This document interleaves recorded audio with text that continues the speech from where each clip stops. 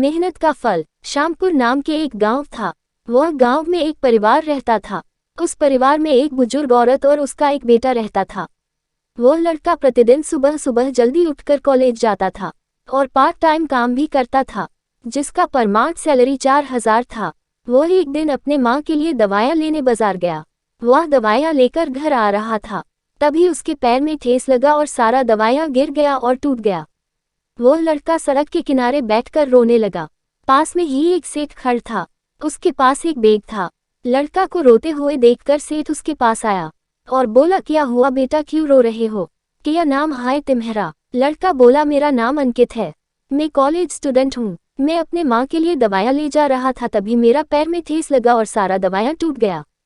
सेठ बोला, तो क्या हुआ बेटा, आपने पापा को ये सब बातें बता दो, पैसा दोबारा मिल जाएगा दवाइयाँ लेने के लिए।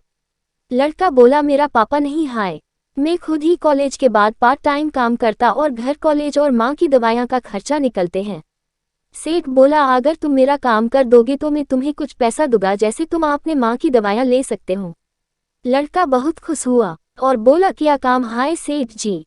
सेठ बोला, अगर मेरा बैग मेरा घर पहुंचा दोगे, बदले में मैं तुमको पैसा दूंगा।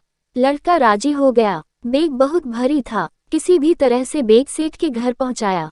सेठ ने लड़का को 2000 रुपये दिया। लड़का खुशी खुशी घर को वापस लौट रहा था, तभी सेठ ने बोला, बेटा रोको। लड़का बोला, जी सेठ जी। सेठ बोला, क्या तुम मेरे लिए काम करोगी? लड़का बोला, क्या काम है सेठ जी? सेठ बोला, मेरा एक होटल है और मेरे को हिसाब किताब करने में दिक्कत आता है, तुम जो पार्ट टाइम काम करते हो मेरे पास करो, मैं तुमको 10,000 रुपये दूंगा। लड़का राजी हो गया। वह बाजार गया और दवाइयाँ लिया और घर की ओर चल पड़ा। लड़का की देख उसके माँ ने पूछा, क्या हुआ बेटा, बहुत देर लगा? लड़का ने सारा बात बताया। लड़का की माँ ने बोला, ये तुम्हारा मेहनत का फल है बेटा, सीख, मेहनत करने से कभी पीछे नहीं हटना चाहिए। मेहनत का फल एक न एक दिन जरूर मिलता है।